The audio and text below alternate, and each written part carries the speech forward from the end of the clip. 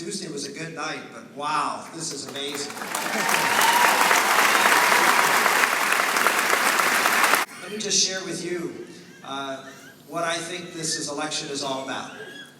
I've been saying since 800 town meetings ago that I believe this is the most important election in your lifetime. And it doesn't matter how old you are.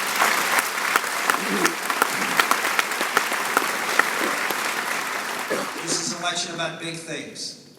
Yes, it's an election about an economy that is sick. Yes, it's an election about jobs that are not being created. Yes, this is an election about government debt and deficits that are choking this country. Yes, it's an election about the size and growth of government that is crushing American business and crushing your freedoms. Yes, this is an election about a president who is allowing things to occur in the world almost apathetically to rally forces that have been out there over the last few decades that want to do harm to America.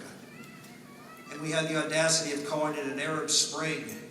And what we see now is that Arab Spring is an icy, cold winter of radical Islamists. This callousness toward life and family and faith and even open hostility.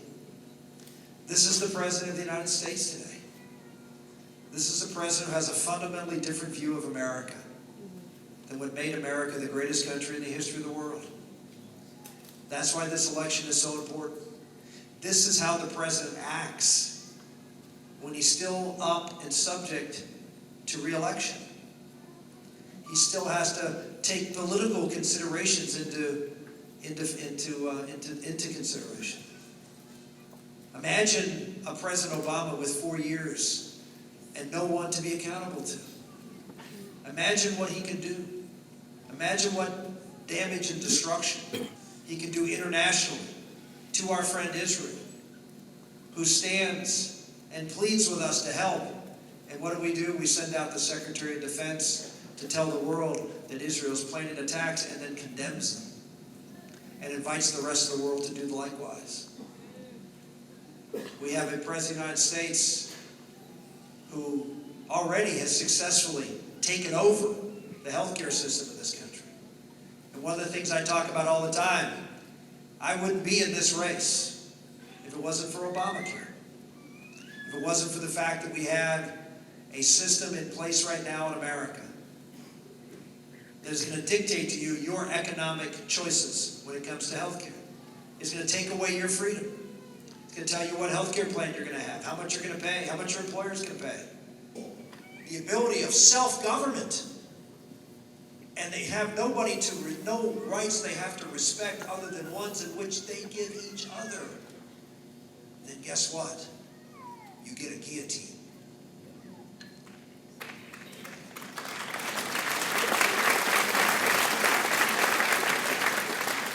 We have a president now who believes that government should be able to create rights and force you to exercise those rights in conformity with what they believe, not the rights that you have, the unalienable rights that you have.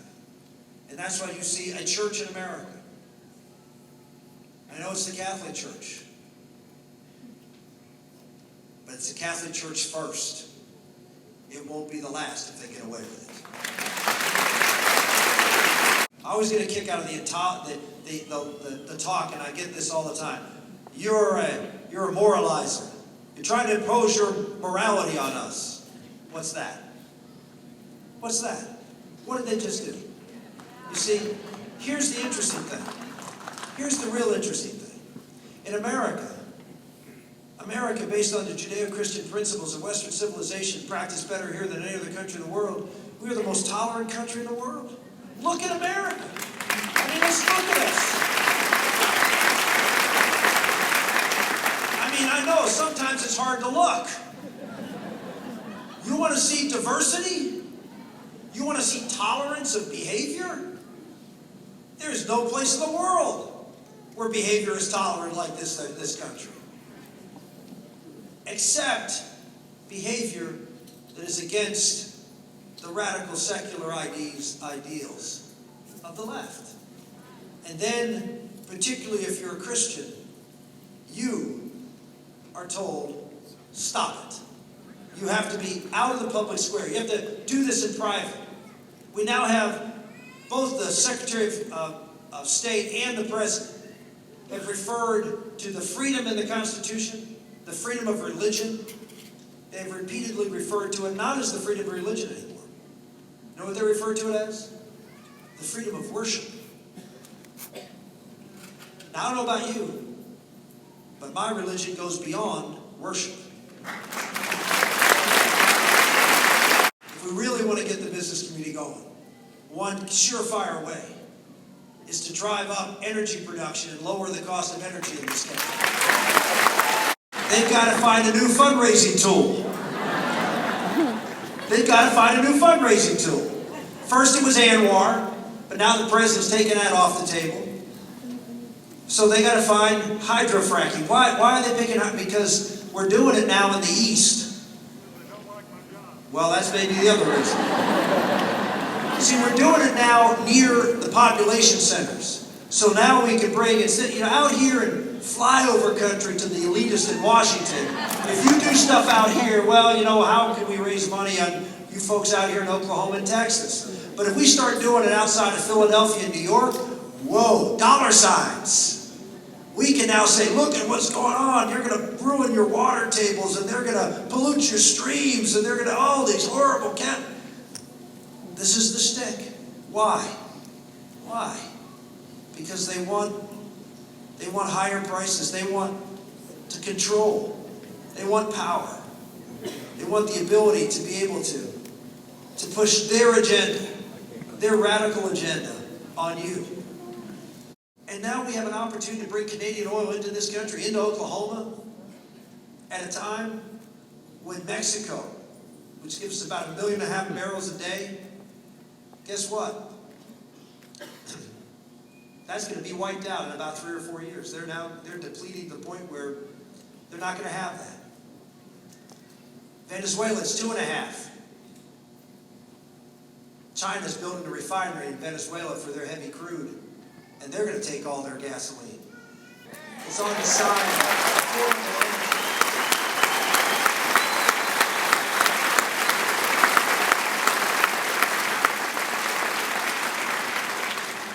This race is about those big issues. Government control of the manufacturing and energy sector of the economy, because energy prices drives manufacturing as well as energy. Same thing with health care. These are the big issues of the day, of government control of your lives. And we need someone who can go out there and articulate a message and a vision for a wealthier America, a freer America, America that believes in faith and freedom and family and small business and opportunity and those media and institutions that can build and regenerate a great and strong America at the grassroots so we can continue to build this country from the bottom up, instead of a man who believes that when there's a problem that confronts us in America, that we solve it from the top down. I don't agree with President Obama about very much, but when he says he copied Romneycare to make Obamacare, I believe him.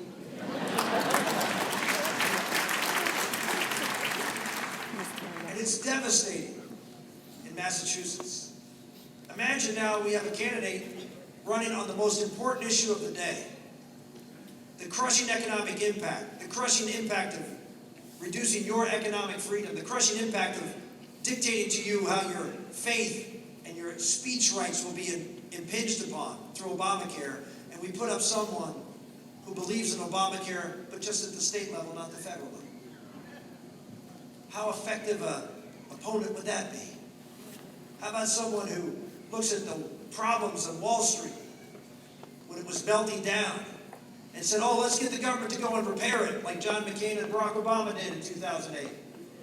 Well, unfortunately, they were joined by Mitt Romney and Newt Gingrich, but not by Rick Santorum.